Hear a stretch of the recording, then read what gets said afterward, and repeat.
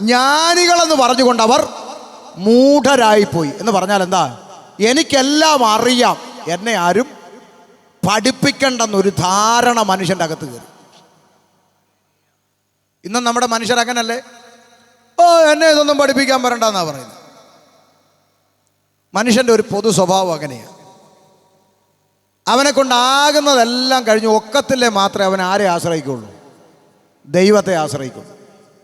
ഞാൻ പറഞ്ഞ സത്യമല്ലേ? ഹലോ, സത്യമല്ലേ? ഒരു ഉദാഹരണം പറയാം. നിങ്ങളുടെ നാട്ടിൽ ഒരു ചാക്കോച്ചന് ക്യാൻസർ വന്നെന്നിരിക്കട്ടെ, ഉദാഹരണം. അങ്ങനെ ആർക്കും വരാതിരിക്കട്ടെ, സ്തോത്രം. ഉദാഹരണത്തിന് പറയും, ചാക്കോച്ചൻ്റെ അടുക്ക സൂസമ്മ വന്നിട്ട് പറഞ്ഞു, ചാക്കോച്ച ക്യാൻസർ ആണെന്ന് അറിഞ്ഞല്ലോ. ആന്നടി, ഇച്ചിരി വൈകി പോയടി അറിയാൻ. പിന്നെ ഞാനൊരു അഭിപ്രായം പറഞ്ഞോട്ടെ. എന്നാടി സൂസമ്മേ? അപ്പുറത്ത് നമ്മുടെ പ്രാർത്ഥനാലയം ഉള്ളതറിയാമോ? പ്രാർത്ഥനാലയോ? എവിടെ? ആ താഴ്വശത്തെ അങ്ങോട്ട് ഇറങ്ങുന്നിടത്ത് ആണോ? അതിൽ മറ്റേ ബന്ദിക്കോസുകാരുടെ.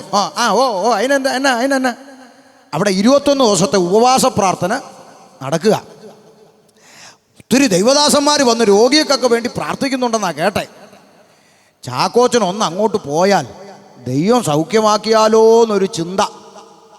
ഉടനെ ചാക്കോച്ചൻ പറയാ, ഞാനോ ബന്ദിക്കോസുകാരുടെ ഞാൻ എൻ്റെ കുടുംബ കല്ലറ ഏതാണെന്ന് നിനക്കറിയാവോ?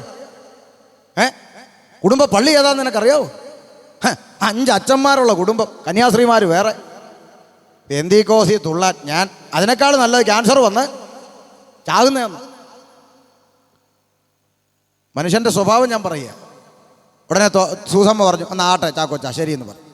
ഇച്ചിരി കഴിഞ്ഞപ്പം ചാക്കോച്ചൻ്റെ ഒരു കൂട്ടുകാരൻ ഓടി വന്നിട്ട് പറഞ്ഞു, ചാക്കോച്ച ഹാപ്പി ന്യൂസ്. എന്താടാ? വയനാട്ടിലൊരു കേളു വൈദ്യനുണ്ടെന്ന്. കാട്ടുമൂപ്പൻ. എല്ലാ രോഗവും മാറ്റുമെന്ന്. വിട്ടാലോ? പിന്നെന്താ, എടുക്കടാ വണ്ടി, വിടടാ വയനാട്. വിട്ടു. കേളു വൈദ്യൻ നോക്കിയച്ച് പറഞ്ഞു, ഇത് എൻ്റെ കയ്യിൽ നിൽക്കുന്ന കേസ് അല്ല. ഒരു കാര്യം ചെയ്യ്, വേണ്ടേ മൈസൂർ വഴി നേരെ വിട്ടോ കർണാടകയ്ക്ക്, അവിടെ ഒരു വൈദ്യനുണ്ടെന്ന് പറഞ്ഞു. എടുക്കടാ വണ്ടി, വിടടാ മൈസൂര്. മൈസൂർ വന്ന് അവിടുത്തെ വൈദ്യൻ നോക്കിയച്ച് പറഞ്ഞു, സംഗതി ഇച്ചിരി കടുത്ത് പോയല്ലോ. ഒരു കാര്യം ചെയ്യ്, വണ്ടി സൈഡിലോട്ട് ഒതുക്ക്, അടുത്ത ഫ്ലൈറ്റ് എടുത്ത് നേരെ ഡൽഹിക്ക് വിട്ടോ. അവിടെ കേന്ദ്രമന്ത്രിമാരെ ചികിത്സിക്കുന്ന ഒരു വിങ് ഇപ്പം തുറന്നിട്ടുണ്ട്, അങ്ങോട്ട് വിടാൻ പറഞ്ഞു. ഒതുക്കടാ വണ്ടി, എടുക്കടാ ഫ്ലൈറ്റ്. നേരെ വിട്ടു ഡൽഹി. ഡൽഹിയിൽ എല്ലാവരും കൂടെ ചുറ്റുവട്ടം നോക്കിയച്ച് പറഞ്ഞു, ചാക്കോച്ച ഇച്ചിരി കടുപ്പമാണ്, ഒരു കാര്യം ചെയ്യ്, മലേഷ്യക്ക് വിട്ടോളാൻ പറഞ്ഞു. അടുത്ത ഫ്ലൈറ്റ് എടുത്ത് നേരെ വിട്ടു മലേഷ്യക്ക്. മലേഷ്യയിലെ ഡോക്ടർമാരെല്ലാം നേരെ നിന്ന് നോക്കിയച്ചു പറഞ്ഞു, ചാക്കോച്ച പറയുന്നത് ഈ വിഷമമുണ്ട്, പക്ഷേ പറയാതിരിക്കാൻ നിവൃത്തിയില്ല. ഇനി നിങ്ങൾ ലോകത്തിൽ എവിടെ കൊണ്ടുപോയാലും ഒന്നും ചെയ്യാനില്ല, നിങ്ങൾ ദൈവത്തോട് പ്രാർത്ഥിക്കാൻ പറഞ്ഞു. അങ്ങനെ കറങ്ങി തിരിഞ്ഞ് ചാക്കോച്ചൻ മലേഷ്യയിൽ നിന്ന് തിരിച്ച് ഞാലൂർ കുന്നി വന്നു. അപ്പോഴായില്ല സൂസമ്മ അങ്ങോട്ട് ചെന്നേച്ച് പറയാ, ചാക്കോച്ച ഇനി 3 ദിവസവും കൂടെ ഉള്ള അവിടുത്തെ പ്രാർത്ഥന തീരാൻ. ഒന്നങ്ങോട്ട് പോയാലോ? ഇപ്പം ചാക്കോച്ചൻ്റെ സകല കൊമ്പ് ഒടിഞ്ഞേച്ച് പറയാ, എന്നാ പിന്നെ ഒന്ന് പോവാടി. ഇതല്ലേ മനുഷ്യൻ?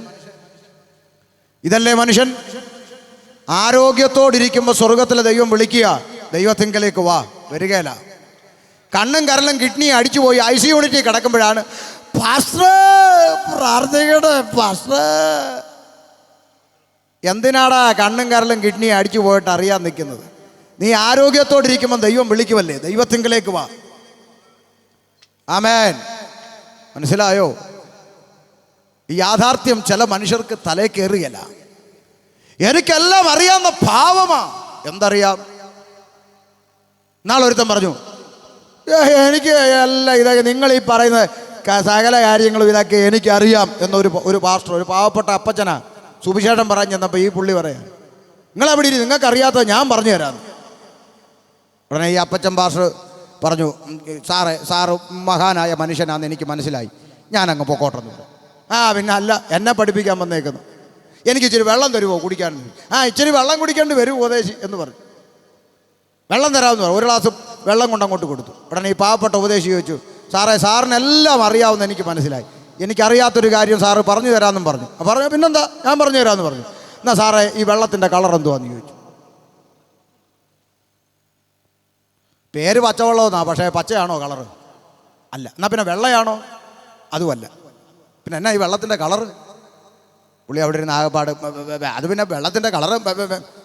അപ്പോൾ സാറിന് അറിയാത്തതും ചിലത് ഇവിടെ ഉണ്ട് എന്ന് മനസ്സിലാക്കാൻ വേണ്ടി പറഞ്ഞതേ ഉള്ളൂ. മനസ്സിലായോ? അപ്പോൾ ചിലരവിടെ നിന്ന് ചിന്തിക്കുക, ശരിയാണല്ലോ വെള്ളത്തിൻ്റെ കളർ.